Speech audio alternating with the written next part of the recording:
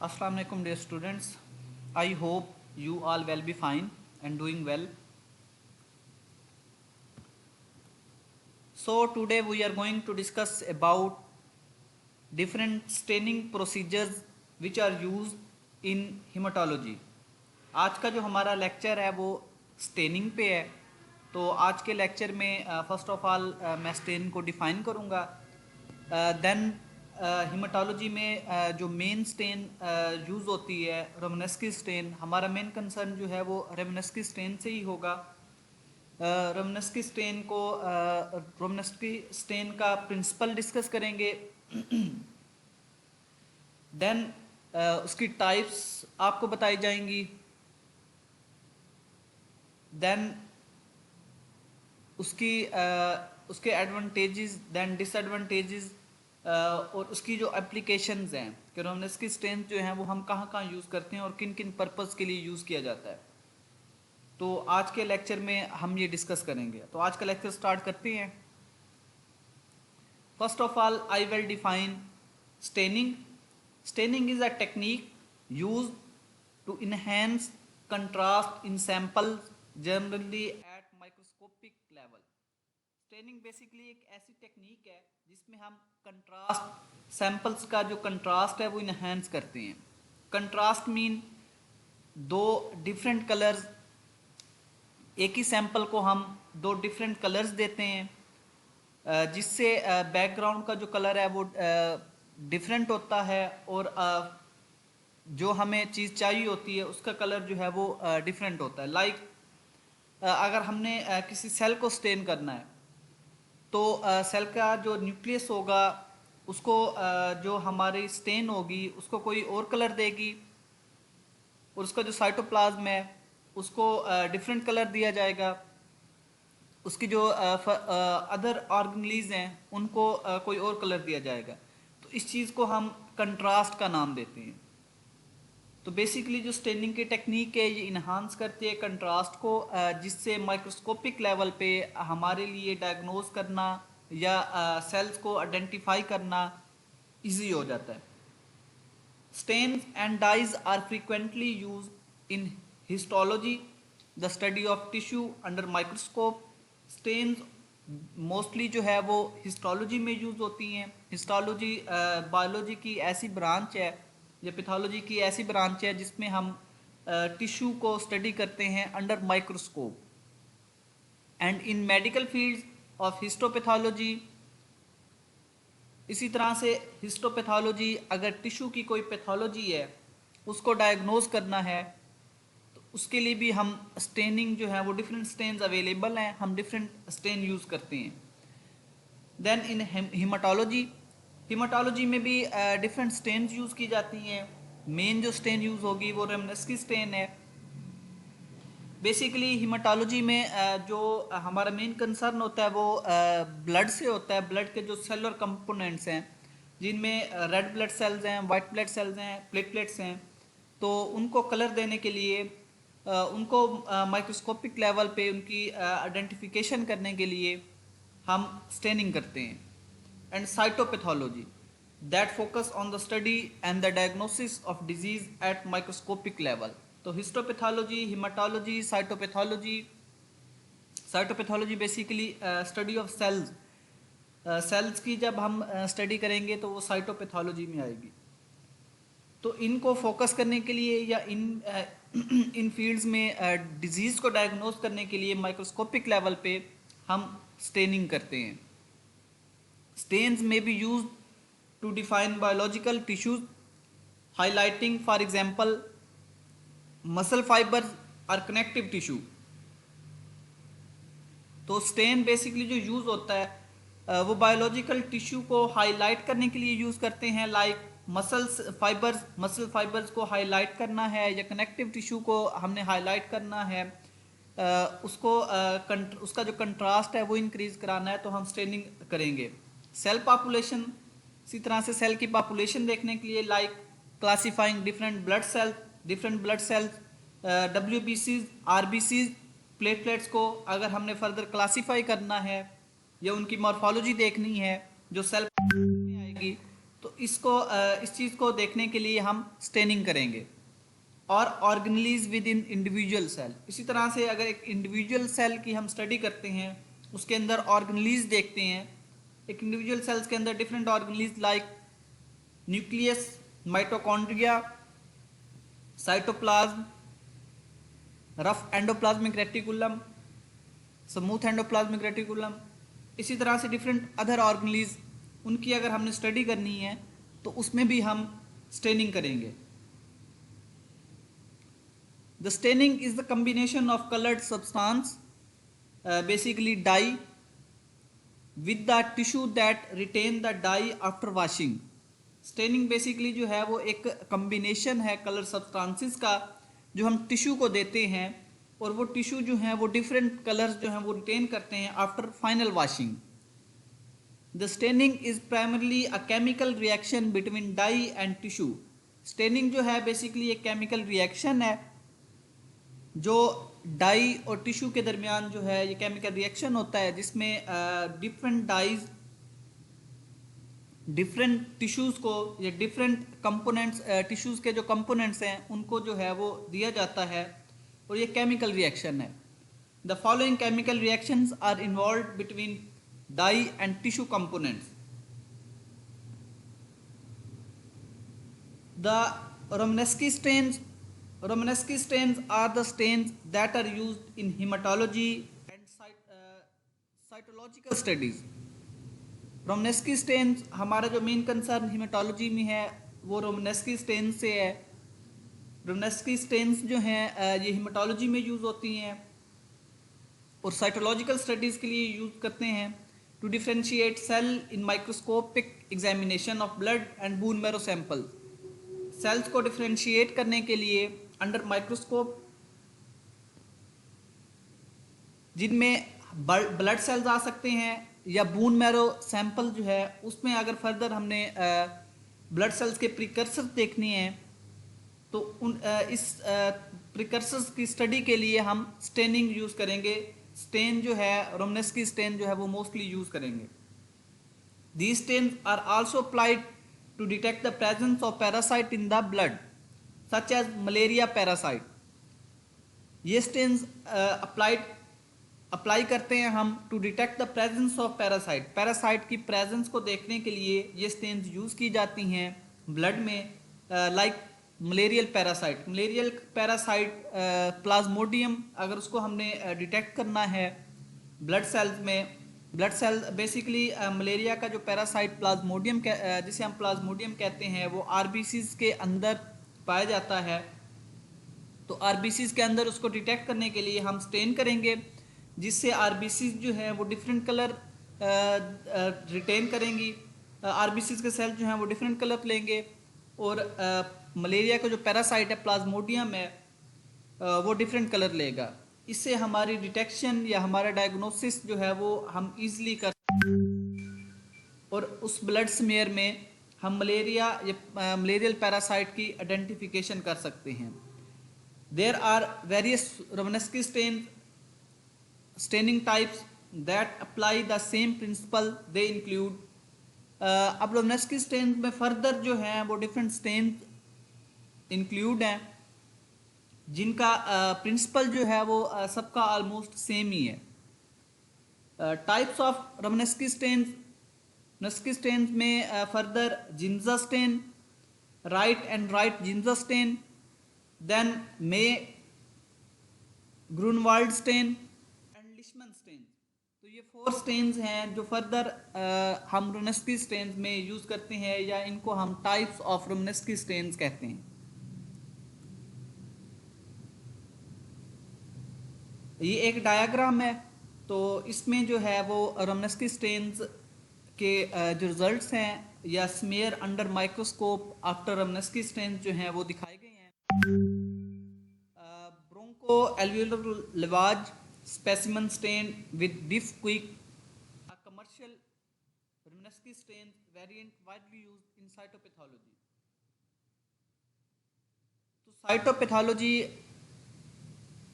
Cytopathology में broncho alveolar lavage का एक स्पेसिमन लिया गया, उसको रोमनेस्की स्टेन्स से स्टेन किया गया और अंडर माइक्रोस्कोप उसमें डिफरेंट सेल्स जो हैं वो आप देख सकते हैं, डिफरेंट सेल्स ने डिफरेंट कलर्स जो हैं वो रिटेन किया है। इसी तरह से blood film with Giemsa stain, blood film जब हम जिम्जा स्टेन ब्लड फिल्म पे करते हैं, white blood cell centre surrounded by red blood cells, तो इसमें वाइट ब्लड सेल्स जो हैं वो पर्पल कलर के शो हो रहे हैं और आरबीसी जो हैं वो रेड कलर के शो हो रहे हैं। तो इससे हमारी जो डायग्नोसिस है, हम इजीली डायग्नोस कर सकते हैं कि वाइट ब्लड सेल्स कौन से हैं और रेड ब्लड सेल्स कौन से हैं। Then principle of Romanowsky stains, the stains are neutral made up of oxidized methylene blue dyes and eosin Y। Basically ये स्टेन्स जो हैं ये न्यूट्रल है, इनकी कंपोजिशन जो है ऑक्सीडाइज्ड मिथाइलिन ब्लू और ईओसिन वाई से वाई जो है इनकी कंपोजिशन में इंक्लूड है।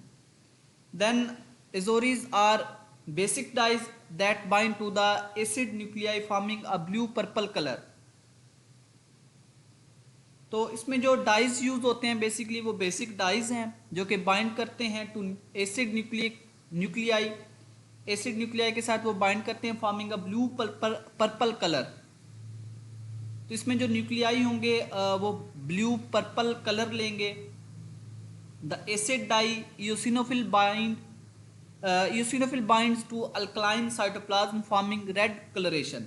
इसी तरह से इसका जो एसिड डाई है वो बाइंड करेगा अल्कलाइन साइटोप्लाज्म के साथ और साइटोप्लाज्म जो है साइटोप्लाज्म का जो कलर होगा वो रेड होगा।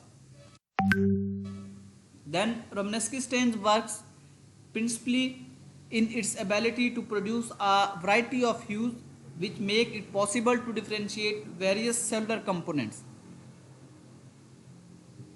रोमनेस्की स्टेन का जो बेसिक प्रिंसिपल है उसमें डिफरेंट कलर्स जो हैं वैरायटी ऑफ ह्यूज दी जाते हैं वेरियस सेलुलर कंपोनेंट्स को, जिससे डिफरेंशिएशन जो है वो पॉसिबल होती है और फर्दर हम डिफरेंशिएट कर सकते हैं वेरियस सेलुलर कंपोनेंट्स को। The ability is known as Romanowsky effect, also known as metachromasia. और स्टेन की इस एबिलिटी को हम रोमनेस्की इफेक्ट कहते हैं या इसको मेटाक्रोमेजिया कहा जाता है। मेटाक्रोमेजिया या रोमनेस्की इफेक्ट में बेसिकली हम डिफरेंट सेलुलर कंपोनेंट्स को रोमनेस्की स्टेन से हम डिफरेंट ह्यूज देते हैं। देन उनकी जो डायग्नोसिस है अंडर माइक्रोस्कोप वो हम इजीली कर सकते हैं। तो इस इफेक्ट को हम रोमनेस्की इफेक्ट या मेटाक्रोमेजिया कहेंगे। The mixture of active eosin Y and active methylene blue was attributed to the formation of hues that distinguished the cell components.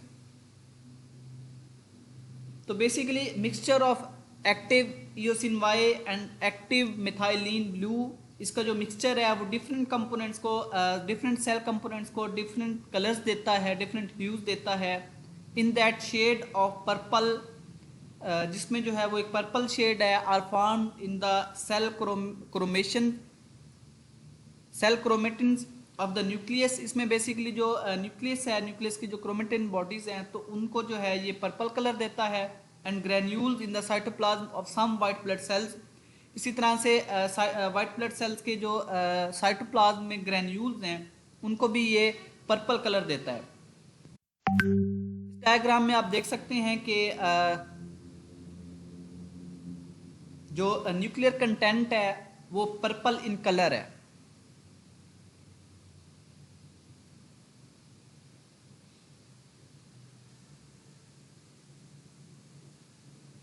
Then additionally the Romanesque type stains can be made by oxidized unmethylated methylene blue by the effect of oxidative demyelination. This lead to the breakdown of methylene blue into multichromatic stains, some of which cause the Romanesque effect। तो इसमें basically जो है वो एक chemical reaction होता है जिसके नतीजे में डिफरेंट जो है वो ऑक्सीडेटिव डीमाइलेशन होती है और ऑक्सीडेटिव डीमाइलेशन के रिजल्ट में ब्रेकडाउन होती है मिथाइलिन ब्लू की into multi chromatic. Multi mean many, chromatic mean colour. तो मिथाइलिन ब्लू जो है वो फर्दर डिफरेंट कलर्स में जो है उसकी ब्रेक डाउन होती है, जिससे सेल के डिफरेंट कंपोनेंट्स वो कलर जो है वो रिटेन करते हैं, और अंडर माइक्रोस्कोप हम डिफरेंट सेलर कंपोनेंट जो है वो डिफरेंट कलर्स में हम देख सकते हैं। Methylene blue that has undergone oxidative demyelination is known as polychrome methylene blue. तो मिथाइलिन ब्लू बेसिकली जो आफ्टर डिमाइलेशन डिफरेंट कलर्स या डिफरेंट ह्यूज में जो है वो कन्वर्ट होता है, उसको हम पोलीक्रोम, पोलीमीन मैनी, क्रोम मीन कलर, तो उसको हम पोलीक्रोम मिथाइलिन ब्लू भी कहते हैं। which has about 11 dyes including azore A, B, C, methylene blue, methylene violet, berthicin, methylene, thionolene and thionolene। तो इसमें जो बेसिक डाई जिसे हम मिथाइलिन ब्लू का नाम दे रहे हैं, तो जब इसकी डीमाइलेशन होती है, डीमिथाइलेशन होती है, तो फर्दर जो है ये पोलीक्रोम मिथाइलिन ब्लू में कन्वर्ट होता है। पोलीक्रोम मिथाइलिन ब्लू जो है फर्दर 11 डाइज जो हैं उससे उसमें 11 डाइज जो है वो इंक्लूड हैं। तो फर्दर जो है वो हम 11 डाइज जो हैं वो डिफरेंट सेल के कंपोनेंट्स को डिफरेंट कलर्स देते हैं, जिससे आइडेंटिफिकेशन अंडर माइक्रोस्कोप जो है वो ईजिली हम कर सकते हैं। Then applications of Romanesque stains. Romanesque stains are applied in several studies and diagnostic, majorly in hematology and cytological diagnosis. Mostly जो है Romanesque stains apply की जाती है different studies में और different diagnostic purpose के लिए in hematology section and cytological diagnosis. Each staining technique under Romanesque has its own application, however general application include। अब रोमनेस्की स्टेन्स में फर्दर जो इसकी जो टाइप्स हैं उनमें हर एक स्टेन की जो एप्लीकेशन है वो डिफरेंट है, लेकिन जो कॉमन या जर्नल एप्लीकेशन है वो हम फर्दर डिस्कस करते हैं। The stains are used in haematology and cytological studies to detect the haematological disorders and chromosomal defects respectively. Mostly जो है ये हिमाटोलॉजी सेक्शन में यूज़ होती है to detect the haematological disorders, जिनमें जो है ना डिफरेंट हिमाटोलॉजिकल डिसऑर्डर्स, WBC से रिलेटेड डिसऑर्डर या RBC से या प्लेटलेट से रिलेटेड डिसऑर्डर्स जो हैं उनकी डायग्नोसिस के लिए हम ये स्टेन यूज़ करते हैं। इसी तरह से क्रोमोसोमल डिफेक्ट जो है वो साइटोलॉजिकल स्टडीज़ में हम क्रोमोसोमल डिफेक्ट्स की स्टडी के लिए, उनकी डायग्नोसिस के लिए हम रोमनेस्की स्टेन यूज़ करते हैं। Then examination of blood film for blood borne infection like rickettsia and rickettsia related infection. इसी तरह से ब्लड फिल्म की एग्जामिनेशन के लिए for the diagnosis of blood borne infection like rickettsia and rickettsia related infection, तो इनकी diagnosis के लिए हम रोमनेस्की स्टेन जो है वो यूज़ करते हैं। To detect the bone marrow defect, इसी तरह से बून मैरो एस्पायरेशन के बाद बून मैरो में फर्दर जो सेल्स की मॉर्फोलॉजी है, प्रीकर्सर सेल्स जो हैं उनकी मॉर्फोलॉजी देखने के लिए हम रोमनेस्की स्टेन यूज़ करते हैं, ताकि बून मैरो के जो डिफेक्ट्स हैं उनको डिटेक्ट किया जा सके, उनकी फर्दर जो डायग्नोसिस है वो कंप्लीट की जाए। Then advantages, the stains are readily available. ये स्टेन जो है ये इजीली अवेलेबल है मार्केट में, आप इन्हें परचेज कर सकते हैं, और इनका जो यूज है they are simple to prepare, और इनका जो प्रिपरेशन है पाउडर फॉर्म में ये अवेलेबल है। इनकी फर्दर प्रिपरेशन की जाती है, तो प्रिपेयर करने में ये काफ़ी सिंपल है। मेंटेन्स, इसी तरह से इनकी जो मेंटेनेंस है ये काफ़ी टाइम तक जो है वो स्टेबल रह सकती हैं, और इनका जो यूज़ है वो भी ईजी है। Then disadvantages, the morphological features of the cell may be distorted. इसमें जो है वो डिफरेंट सेल्स की जो मॉर्फोलॉजिकल फीचर्स हैं तो वो डिस्टॉर्टेड हो सकती हैं, तो ये इसका डिसएडवांटेज है। Then use of the required pH buffer is important to ensure the maintaining the colour the dye colour. इसी तरह से जो बफर इसमें यूज होता है कलर डाई का जो कलर है उसको मेंटेन करने के लिए, तो उसकी जो pH है, pH जो है the use of required pH buffer, इसमें जो है कलर डाई कलर को मेंटेन करने के लिए एक pH बफर यूज़ होता है, तो वो बहुत अहम है यूज़ करने के लिए। और बाकी स्टेन्स में इस तरह का कोई बफर, पीएच बफर जो है वो यूज़ नहीं होता। और अगर ये बफर यूज़ नहीं किया जाता, पीएच बफर हम यूज़ नहीं करते, तो कलर डाई कलर जो है वो मेंटेन नहीं रहेगा। तो ये एक इसका डिसएडवांटेज है। तो ये आज का लेक्चर था। आज का लेक्चर बेसिकली हमारा स्टेनिंग पे था।